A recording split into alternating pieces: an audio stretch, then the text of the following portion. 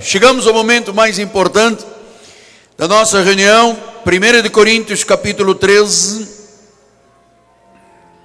versículos 4 e 5. Olha que bênção estarmos falando sobre o amor perdoador e libertador. Diz assim a palavra do Senhor, nos versículos 4 e 5. O amor é paciente. O amor é benigno, o amor não arde em ciúmes, o amor não se ufana, não se soberbece, o amor não se conduz inconvenientemente, o amor não procura os seus interesses, o amor não se exaspera, o amor não se ressente do mal. Que esta palavra abençoe todos os corações. A bispa está me trazendo um bilhetinho. Amado irmão, eu vou dar o computador. Uma família da igreja acaba de proporcionar que pelo YouTube, a partir desta semana, os cultos sejam transmitidos ao vivo e em direto. Oremos ao Pai. Senhor, Tu não falhas. Tu és perfeito. Quando a igreja vive a palavra, então grandes sinais, prodígios e maravilhas começam a ocorrer. Tu tens coisas grandes para os fiéis. Tu tens coisas que nem os olhos viram, mas que vão acontecer. Já existe como provisão. Eu sei que no natural, às vezes olhamos para o céu e nem nuvens vemos. Mas no espiritual, já há um ruído de chuva. Os céus vão acabar por se tornarem negros e haverá uma batida de chuva. Tudo começa pela fé numa nuvem do tamanho da mão de um homem. Fala-nos esta noite sobre amor perdoador.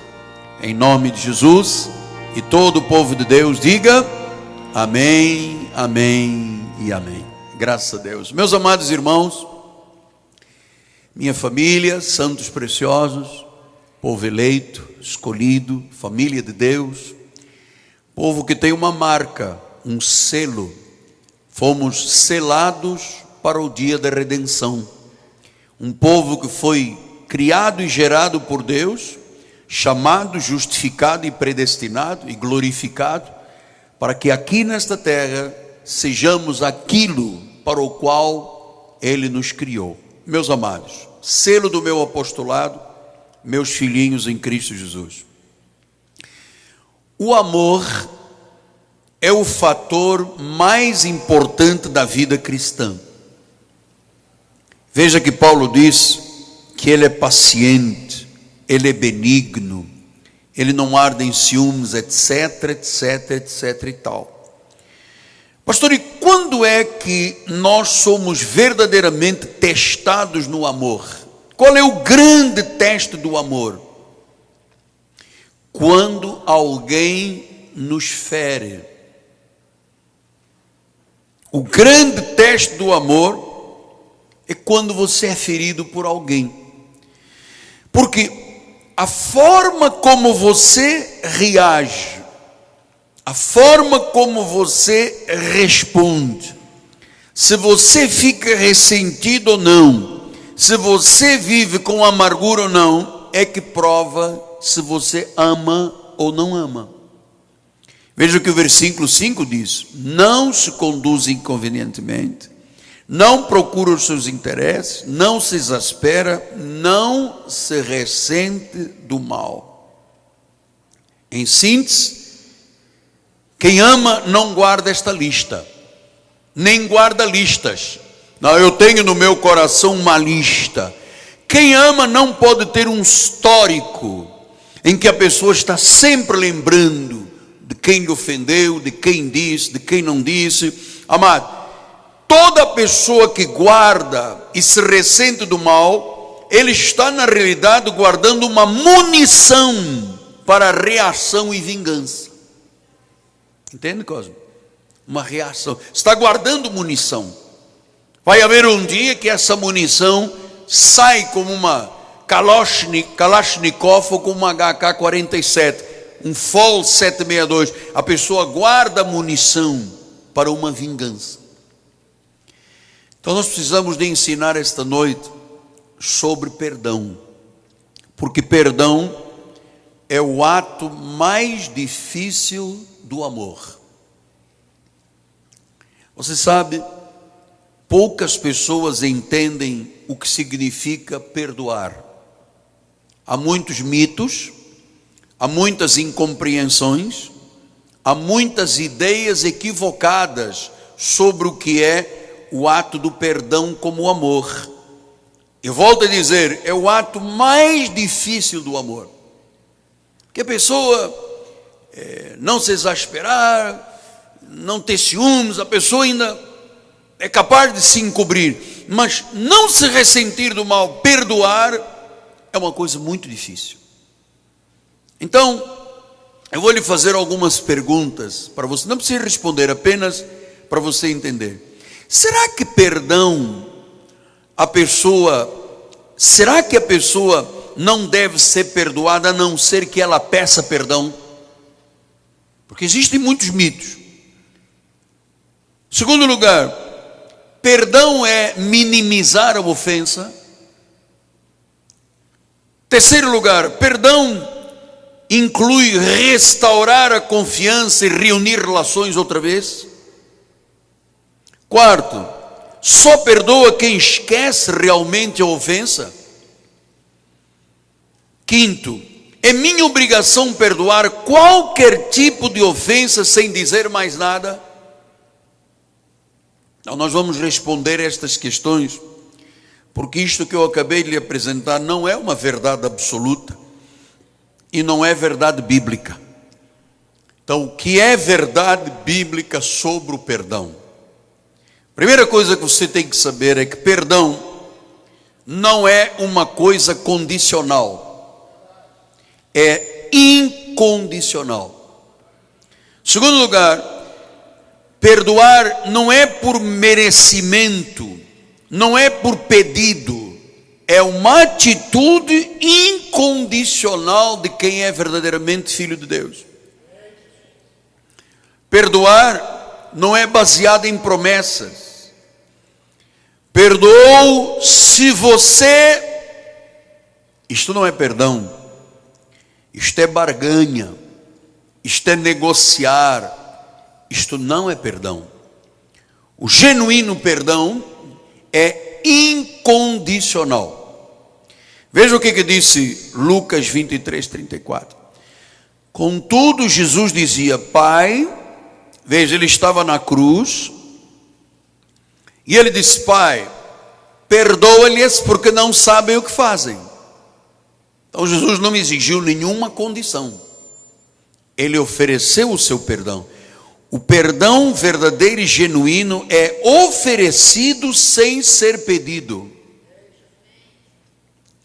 Segundo lugar, não é minimizar o peso da ofensa, porque quem ofende é sério e tem seriedade. Eu não posso dizer, se você me ofende ou eu te ofendo, eu não posso dizer: ei, tudo bem, não se preocupe. Nós temos que entender que se a pessoa é dolosa, se ela fez o mal por interesse ou não, e isto requer perdão. É muito difícil, mas é amor. Eu não posso apenas minimizar. Se eu sou ofendido, eu vou minimizar e dizer assim: esqueça, isso não é verdade. Então, algo que requer perdão é muito difícil, porque é uma prova de amor. Terceiro lugar, não é apenas reatar uma relação sem haver mudanças. Você sabe por que muitas pessoas têm dificuldade de perdoar outras? É porque elas sabem qual é o comportamento das outras pessoas. E você sabe, confiança tem que ser construída. Você perdoa o ofensor tem que desejar restauração. Tem que desejar restauração. Portanto, o ofensor tem que mostrar um genuíno arrependimento. Olha, o ofensor tem que restituir quando for possível. Tem que reconstruir a confiança. Tem que provar que a sua vida mudou. Porque é muito simples a pessoa ofender o outro. E a pessoa dizer, está perdoado, se o outro não oferece a confiança de uma mudança comportamental. Então, se o ofensor ofende, ele tem que ser perdoado. Mas você não é obrigado a acreditar na pessoa. Então eu libero o perdão, mas se não houver uma mudança comportamental, eu não sou obrigado a reatar uma relação. Imagine você, um marido alcoólatra, abusivo e violento. Agride a esposa, ofende a esposa, e a esposa tem que perdoar. Mas para restaurar uma relação, ele tem que provar que merece confiança. Ele tem que mostrar que mudou o seu comportamento. Confiança se constrói. Eu já perdoei muita gente que não mudou nada de comportamento. Eu não reativei relações. Porque, amado, perdão não é condicional, mas também não é minimizar. Não é restaurar uma relação automaticamente. Por quê, apóstolo? Porque quando se perdoa, isso não quer dizer que se esqueceu. Ah, você me deu um sopapo na cara, eu já me esqueci. Não é verdade, ninguém esquece. Mas perdoar não é esquecer, amado, isto é um mito, isto é impossível. Como é que você vai esquecer que ele deu um murro na cara, que ele bateu, que ele roubou, que ele prejudicou? Como é que você dá um clique aqui na cabeça e muda? Como é que você vai zerar um problema? Nós temos um cérebro. O nosso cérebro armazena memórias.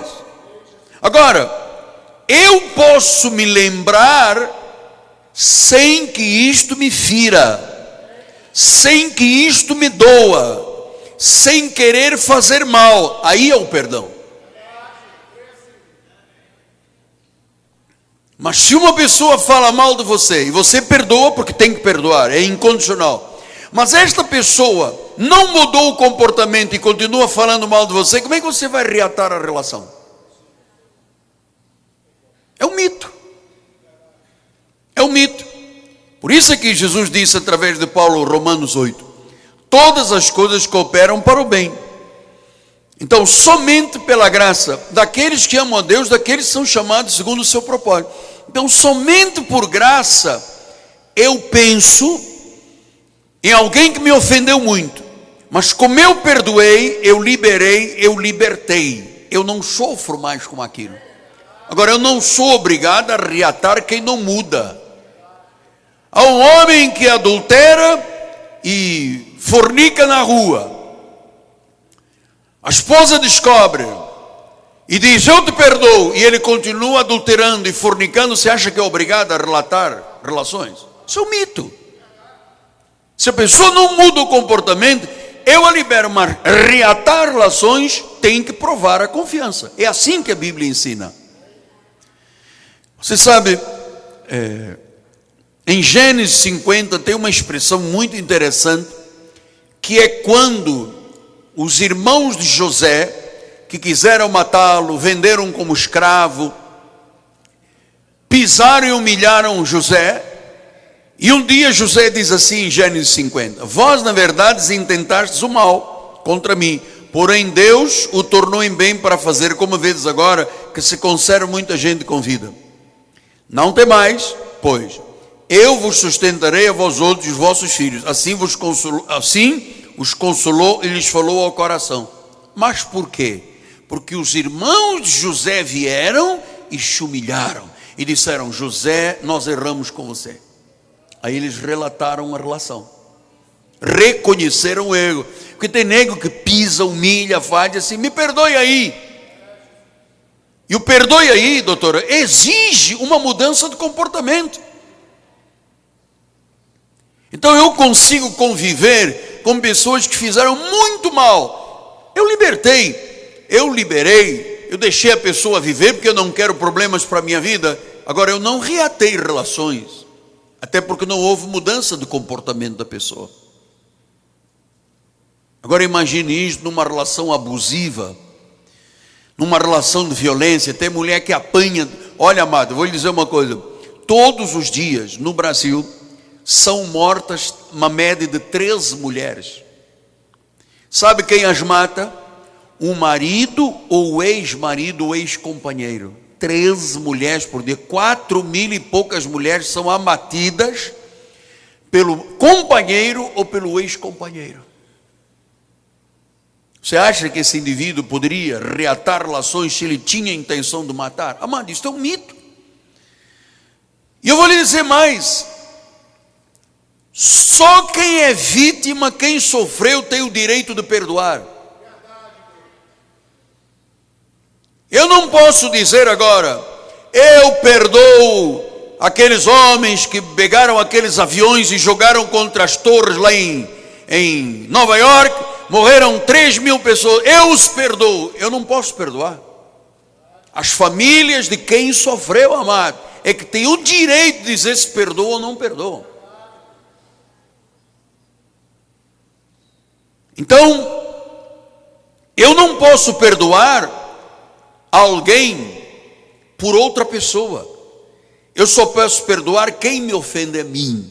Então, isso é um direito e uma obrigação minha. Eu perdoo ou não perdoo. Como eu sou evangélico, cristão e salvo, eu perdoo.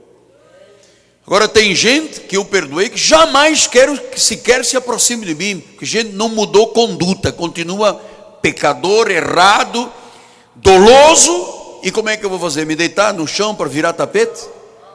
Eu quero ter a minha vida espiritual em paz. Portanto, viva, mas não tem relação comigo. Porque é um mito as pessoas quererem que o marido abusador, abusivo, violento, a esposa perdoe 10 vezes e depois vamos reatar outra vez. Pai, mãe, vamos reatar outra vez. Reatar quando muda o comportamento. Pastor, então, o que é genuinamente o perdão? É estar livre para ter o direito de viver eternamente. Então, eu perdoo porque eu tenho esta consciência.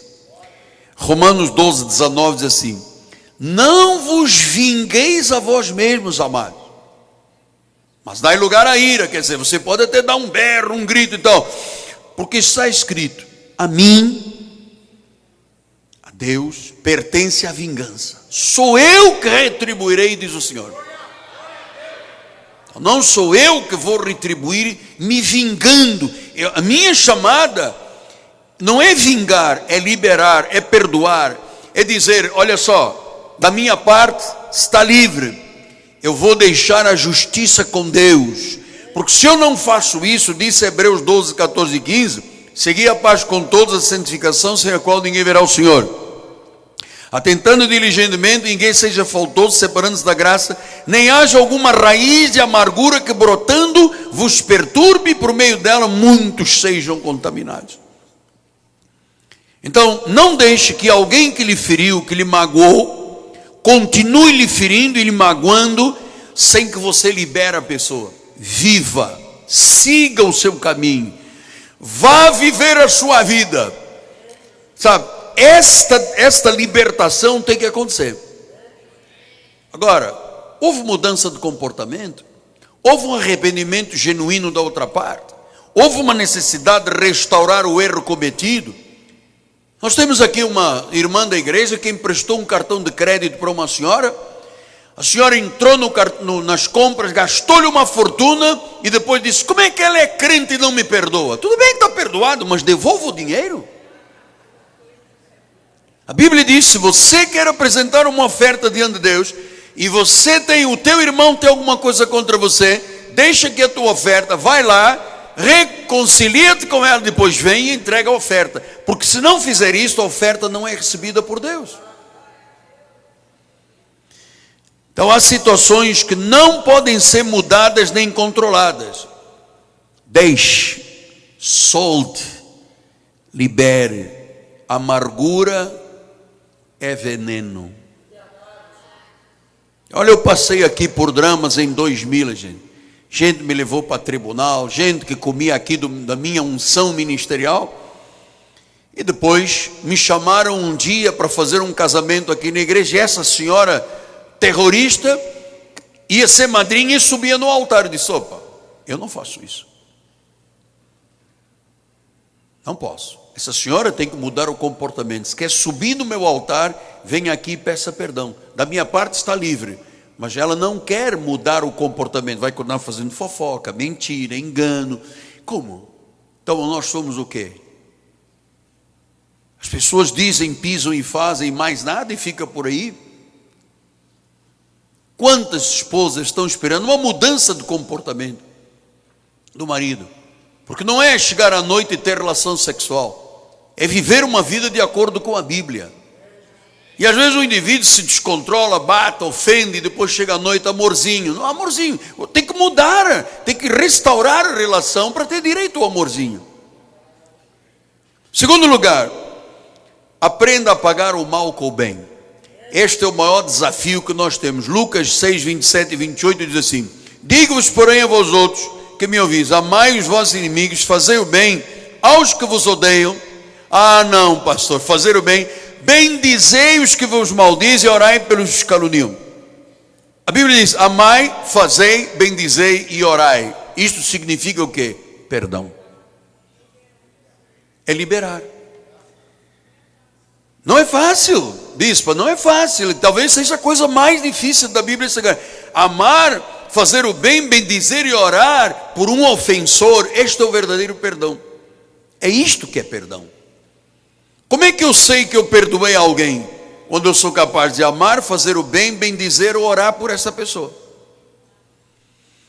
O que disse Romanos 12, 20 e 21? Pelo contrário, se o teu inimigo tiver fome, dá-lhe de comer. Tiver sede, dá-lhe de beber. Fazendo isto, amontoarás brasas vivas sobre a sua cabeça. Não te deixes vencer do mal, mas vence o mal com o... Vence o mal com o bem. Isto chama perdão. Isso é viver livre. Isso é deixar viver. Isso é não deixar amarras na vida. Porque o amor não guarda listas de munição para vingança. Terceiro lugar, eu faço isto. Eu quero viver livre. Eu pago o mal com o bem. Quantas vezes eu tiver que repetir isto? Perdão não é algo para se fazer uma vez. É algo que eu tenho que fazer sempre e terei que fazer sempre. Olha, convivem aqui hoje em paz comigo pessoas que já me ofenderam muito.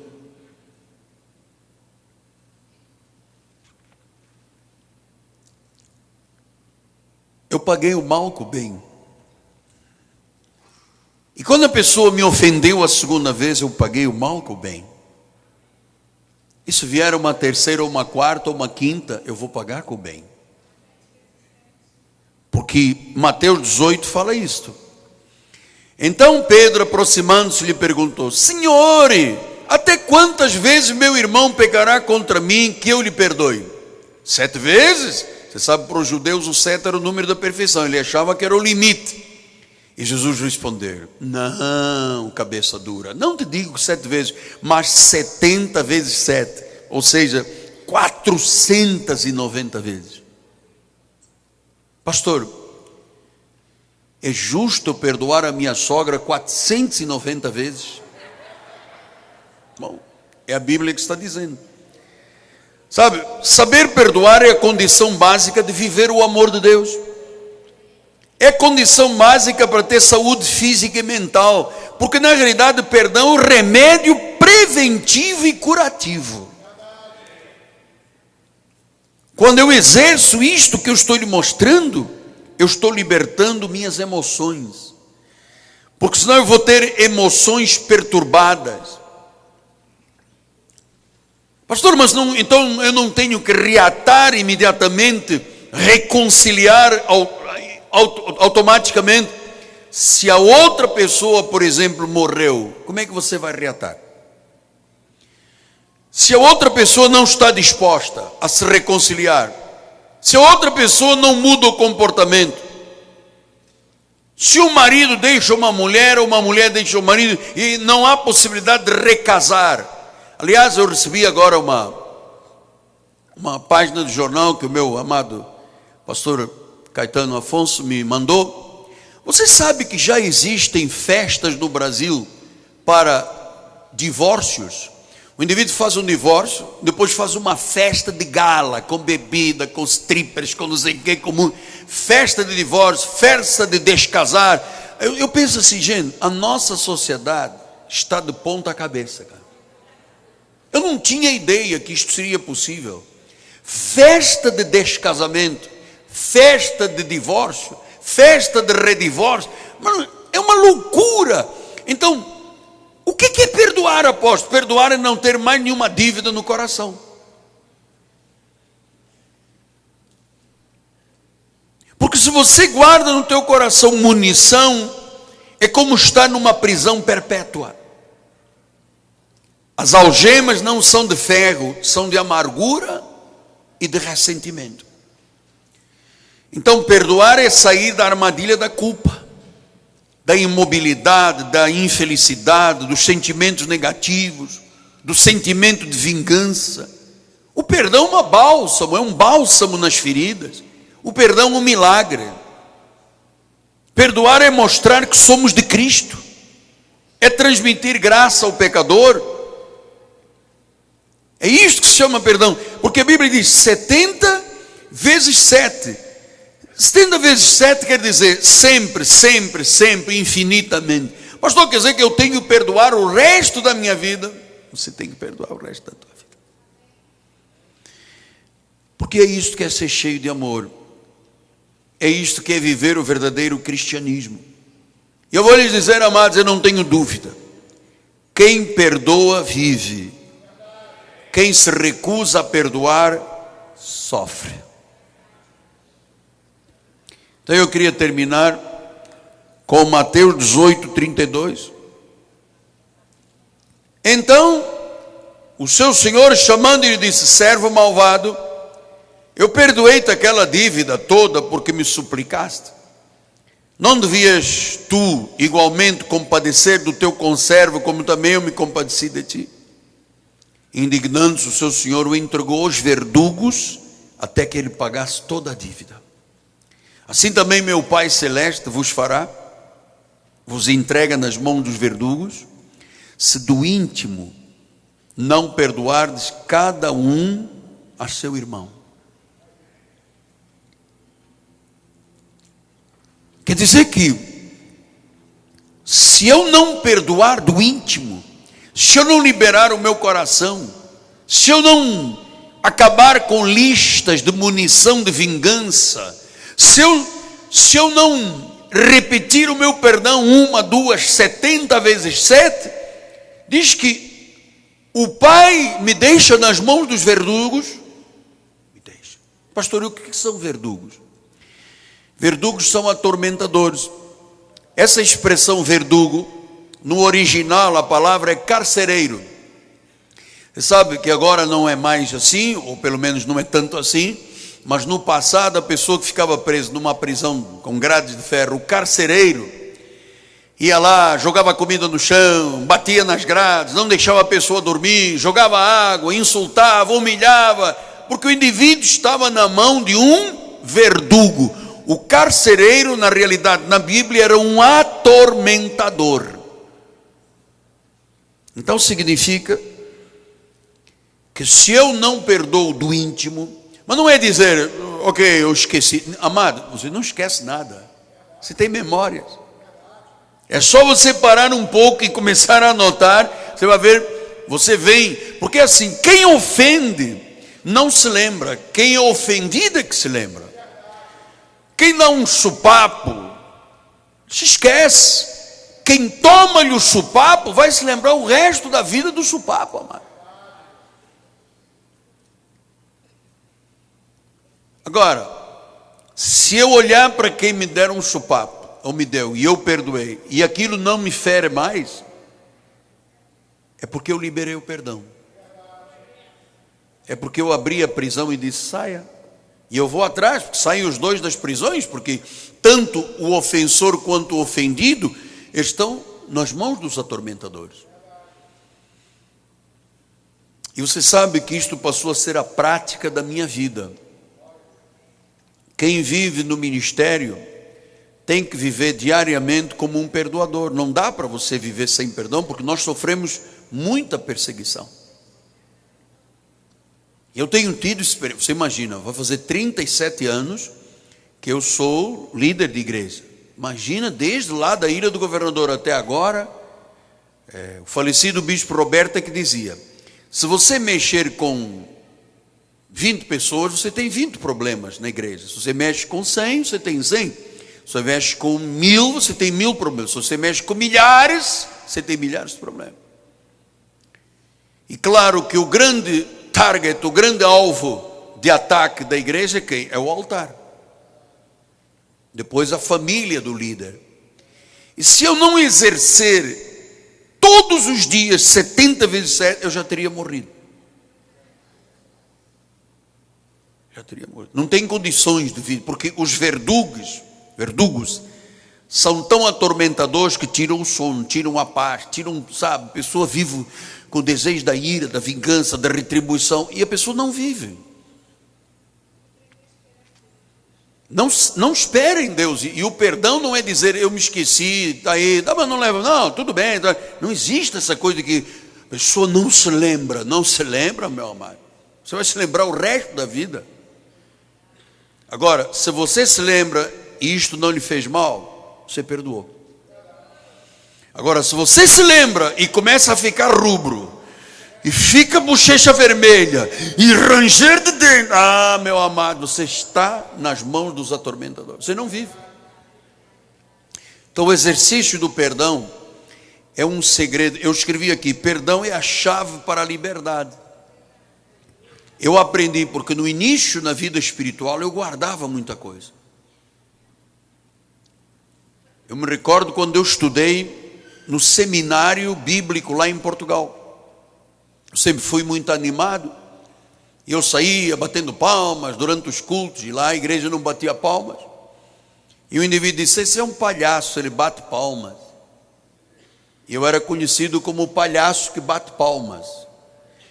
E um dia eu peguei esse rapaz que me chamou de palhaço, ele estava fazendo um jejum de 40 dias. Amém, irmão? Jejum de 40 dias. E eu fui ter com ele e disse: por que você me chamou de palhaço? Ele falou: não me lembro. Claro, quem ofende nunca lembra. Não lembra de nada. Não lembra de nada. Agora o ofendido lembra. Você não pode minimizar e dizer: deixa para lá. Ou então: olha, o meu tio pede perdão por mim, por você. Não existe isso aqui. E nós agora queremos pedir perdão pelos 6 milhões de judeus que foram mortos na guerra. Eu não posso pedir perdão pelos 6 milhões de judeus. Quem tem que pedir são os familiares de quem os mataram, aos familiares dos que foram mortos. Eu não posso pedir perdão por outra pessoa, eu não sou Deus. Não posso minimizar, não posso deixar de repetir o meu perdão, não posso deixar de lembrar. Você sabe que há práticas na vida ministerial que ensinam um exercício, ou então você não vive. Você não vive. É uma amarra. A falta de perdão é verdugo, é atormento. Você vive dia e noite atormentado até que você libera a pessoa e a pessoa vai. Às vezes não pode mais restaurar a relação. Às vezes uma pessoa morreu, às vezes uma pessoa casou com outra, cada um foi.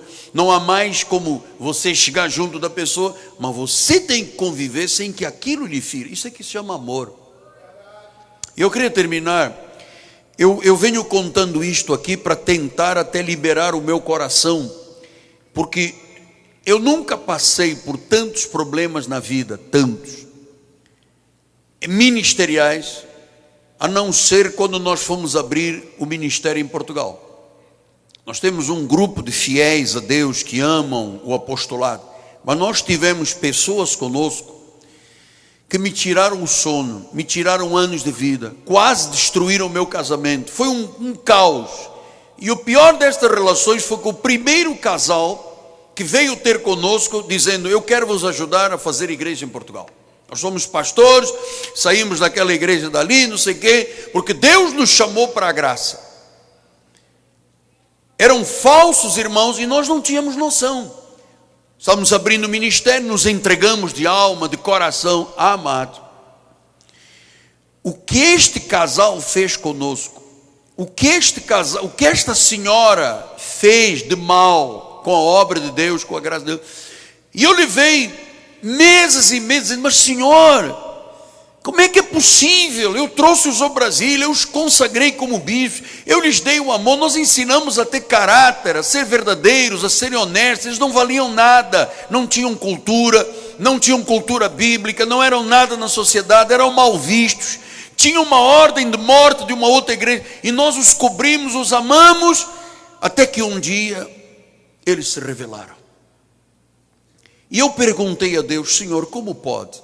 Eu sou um homem que tenho visão, eu sou um homem que tenho discernimento de espíritos. Eu às vezes olho para os olhos da pessoa e eu sou capaz de identificar o que ela está vivendo. Como é que eu não fui capaz de identificar nesta senhora que era tão maldita, tão má, era uma performance, era uma mitomaníaca. Ela tinha o mito, a mania de mentir, e nós não conseguimos pegar isso. E eu sempre dizia: Deus, como é que eu caí nesta armadilha? Eles entraram em tribunal contra nós, eles nos levaram uma fortuna de indenização, eles roubaram metade da igreja. E eu sempre dizia: Deus, por quê? Como é que eu posso viver com isto?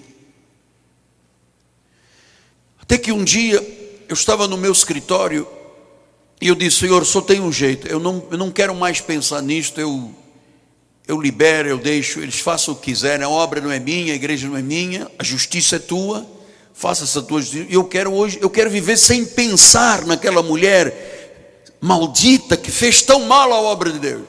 E eu perguntei: Deus, por que o Senhor está fazendo isso? Por que o Senhor permitiu? E Deus disse: Miguel, assim como eu consagrei Judas para ser um dos meus discípulos, um dos meus apóstolos, porque eu precisava de alguém que não fosse sangue da salvação para me trair.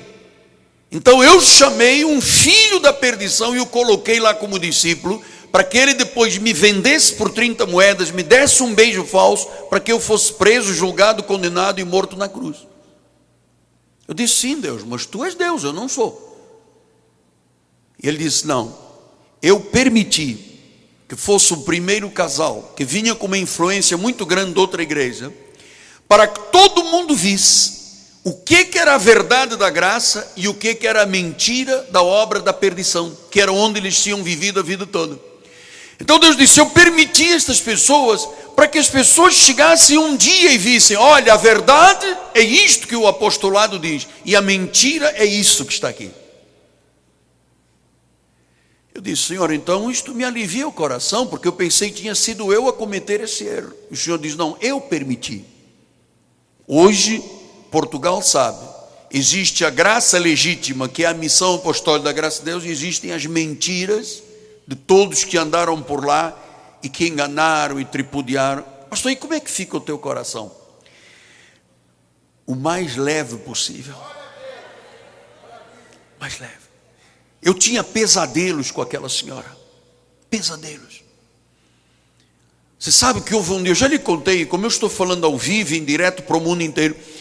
Essa senhora gostava muito de cozinhar para nós. E um dia ela cozinhou, para a última vez que cozinhou, o Senhor me disse: não toque, porque ela vai querer tua morte com essa comida. Não toque, porque você vai morrer se comer esta comida. E eu peguei e joguei tudo fora. E não era outra. Uma semana ou duas depois se revelou tudo, a mentira toda. E sabe, eu hoje não, isso já tem muitos anos, né?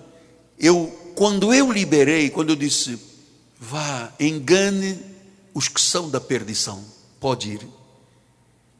E foi batata. Como é que ela conseguiu enganar as pessoas uma por uma, e conseguiu juntar os filhos da perdição num lugar, e nós temos hoje os filhos da salvação no outro lugar.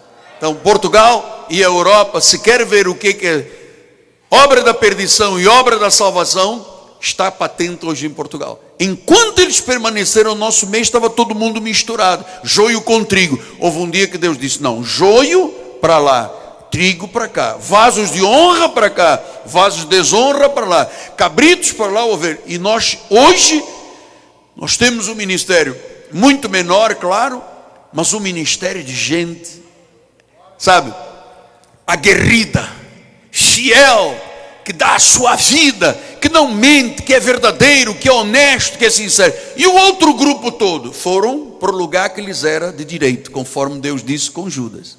Judas foi, meteu-lhe uma corda no pescoço, se enforcou e foi para o lugar que lhe era merecido, que é o inferno.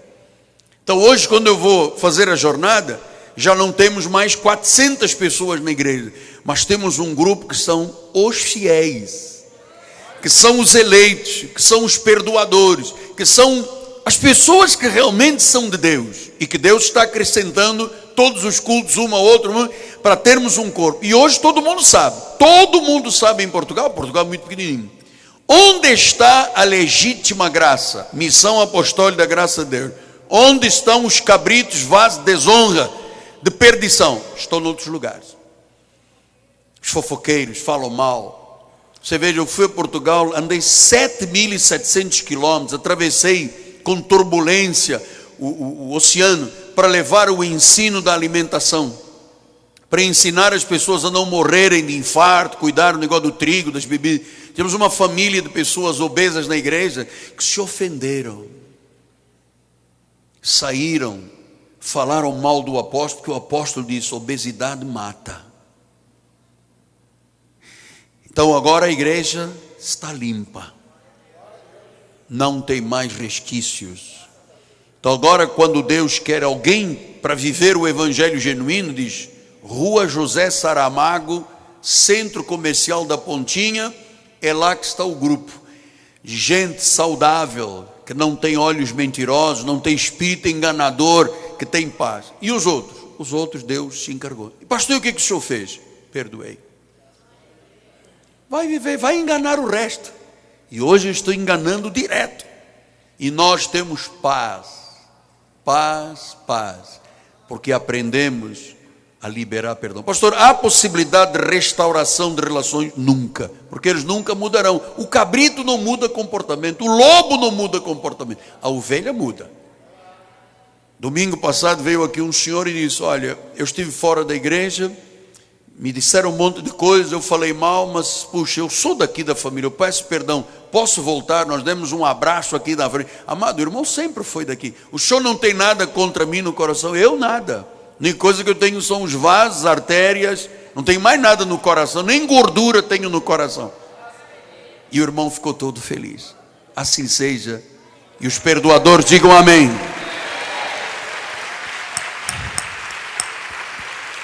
Graças a Deus. Muito bem, vamos ficar de pé. A bispa vai dar a bênção final. Bispo Sérgio, domingo, o meu coração persente, haverá algo muito grandioso aqui na igreja. Sabe quando este homem, Elias, disse, há um barulho de chuva? Eu estou pressentindo um grande mover de Deus domingo. Amém. Aleluias, levante as suas mãos para os céus. Obrigada, Senhor, porque nós temos um amor perdoador, Senhor.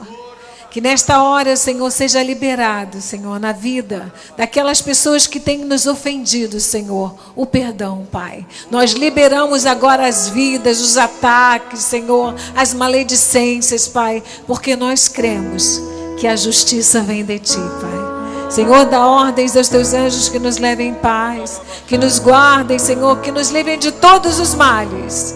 Vai à nossa frente, Senhor, porque nós cremos no teu amor poderoso. Uma boa noite.